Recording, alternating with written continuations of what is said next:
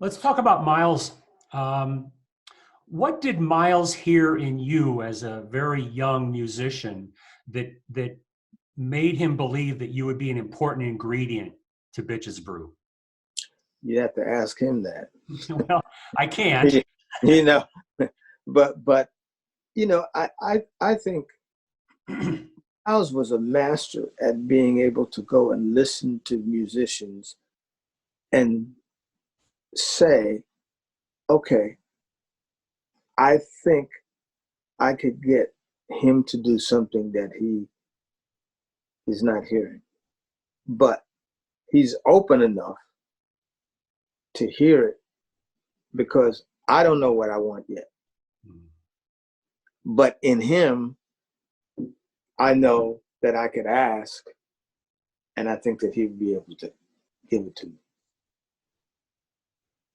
I mean, that's for all the musicians that played in his groups. John Coltrane to everybody, Tony Williams to everybody. Well, I heard an interview in which someone asked you a question like, is there something you wish you had done differently? And I think your answer was to maybe go to Miles and get him to be more specific about what he was after from you. But, I thought to myself, anybody that says you're going to be salt in a stew is probably not going to be laying out this whole song and dance about what he wants from you, But right? you know what?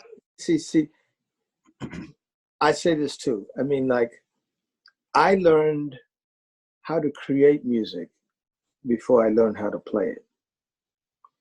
Most musicians learn how to play music and don't know anything about creating it because all their lives a piece of paper has been put in front of them and said, this is a scale, this is how you play this. And when you do that and you put the music in front of them, they can play great stuff.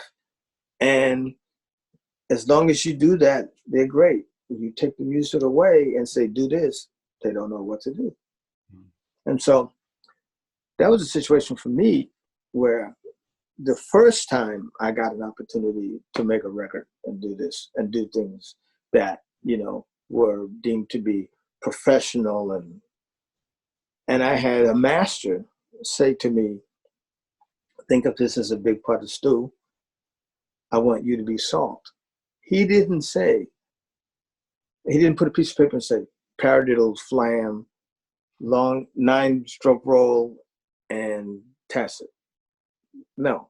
And he didn't say, play some paradiddle. He didn't say that. He said, I want you to be salt.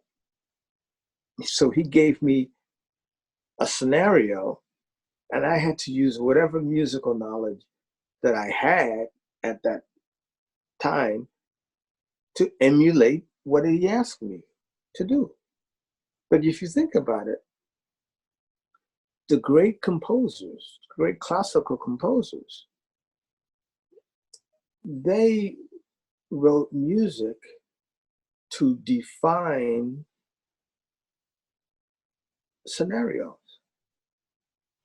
Night on Ball Mountain, Dance of the Sugar Plum Fairies. It wasn't a tune called Vimeo. What does Vimeo mean? Sugar Plum. So they took images that were in their heads and used musical notes to create these images. And then when they said this is what it is, when you heard it for the first time, you said, oh, wow, yeah, I get it. That's going back again to making notes like colors, painting pictures with notes. So Miles said to me, be salt.